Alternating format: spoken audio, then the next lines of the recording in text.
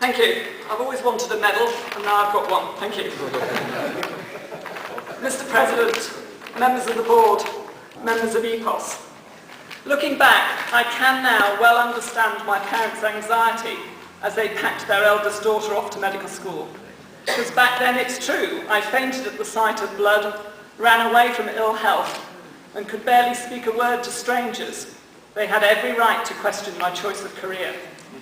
Nevertheless, medicine has undoubtedly been good to me and has guided my growth until perhaps this my coming of age as the 21st President in the 32-year history of EPOS.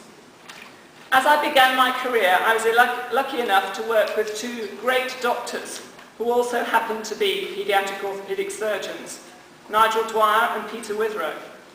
As I later meandered through the worlds of spinal surgery and total joint arthroplasty, it was their holistic approach to the care of their patients, the empathy they showed when dealing with the families, and their enthusiasm for tackling the challenging problems of musculoskeletal pathology in the growing child that kept coming back to me.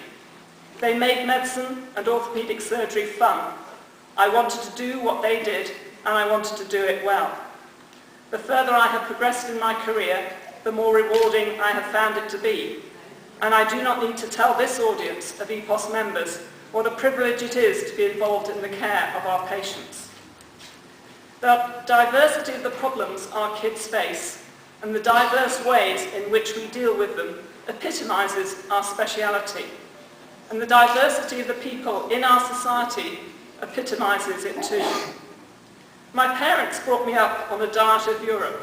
It became my second home. Every summer we took the car to the bottom edge of the UK, put it on a boat and entered mainland Europe. And then we set off, over the years covering a continent that is more varied and more interesting than most.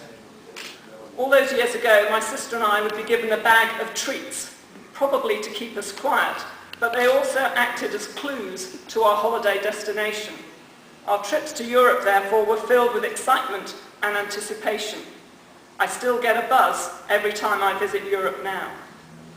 And now, when I look at the board of EPOS, I see 14 people from 10 countries, different personalities, skill sets, and characteristics, all contributing to the cultural mix which make our board meetings unique, stimulating, and fun, full of lively and noisy debate.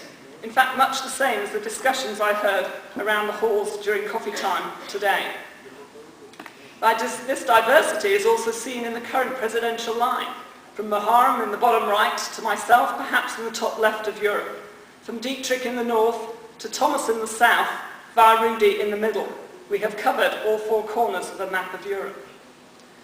I also remember my first backpacking trip to Europe. On this occasion, something was missing. Communication was not as easy as it had been previously. Why? Well, I was travelling without my parents, and they were the great linguists in our family. I had to fend for myself, relearning the lesson that communication is the key to progress in Europe. Communication has certainly been key in developing the scientific content of our meetings and the educational programme that the board has been proactive in promoting. Communication is, of course, a two-way process. Not only must we talk, but we must listen and actually understand, particularly in this internet age of texts, tweets, emails, and very rarely good conversation. In the UK, the NHS management speak, the concept of diversity is often linked with that of equality. And so whilst celebrating the diverse mix that makes up our society, we must remember that equality of opportunity must come with it. In this respect, I think the society can be justly proud of the recent developments of our regional core curriculum programmes, which has effectively taken the educational BAT course concept to areas which were unable to access it. Last year, Muharrem spoke movingly about what EPOS meant to him. I find myself wanting to echo his words. To me, EPOS is a diverse, enterprising, forward-thinking, proactive society. We may have our differences, but they make us better as a whole, providing us with this stimulating and invigorating forum in which to exchange ideas, share our fears, ask questions, seek answers. In short, a society that I am immensely proud to be associated with. So what am I going to try and achieve? Well, over the last few years, EPOS has undergone some dramatic changes. One might almost say it's had to grow up, and some aspects of this adolescent growth spurt have undoubtedly been quite painful. So in fact, I'm hoping that during my presidency, we do not need to change too much. Rather, make sure we consolidate what we have already achieved and simply fine-tune those things that need a little adjustment. So first and foremost, I aim to work with Thomas and of course our PCO and conference organisers to ensure that financial figures that we present to you next year are much more palatable. We might even have a better voting system, you never know. I will work with Bjarni and the Education Committee to ensure that the progress that they have made continues.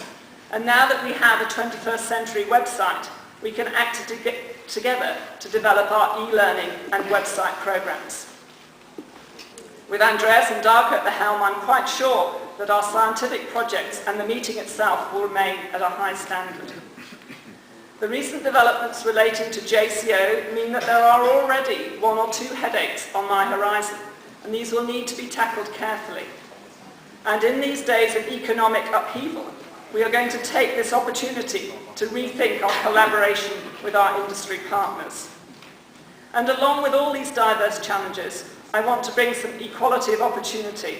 I would like to find a way to involve our national societies much more and also encourage the younger members of this society and our profession to be more actively involved. To past and current mentors, board members, colleagues and trainees, thank you. I am what I am because of you. So I'm afraid to say that you must also take collective responsibility for all my many faults. But to future colleagues, future trainees and friends in EPOS, people I have yet to meet, the challenges of new relationships, new ideas and new discussions, this is what keeps us going and keeps us young. And lastly, a final personal thank you to Mahuran, whose friendship, common sense, unfailing good humour, courtesy, kindness and professionalism have simply been an inspiration to me. He will be a hard act to follow, and I can only promise that I will do my best. This is still his meeting, so let's enjoy the gala dinner, our scientific sessions tomorrow, and look forward to next year and all that it will bring. Thank you.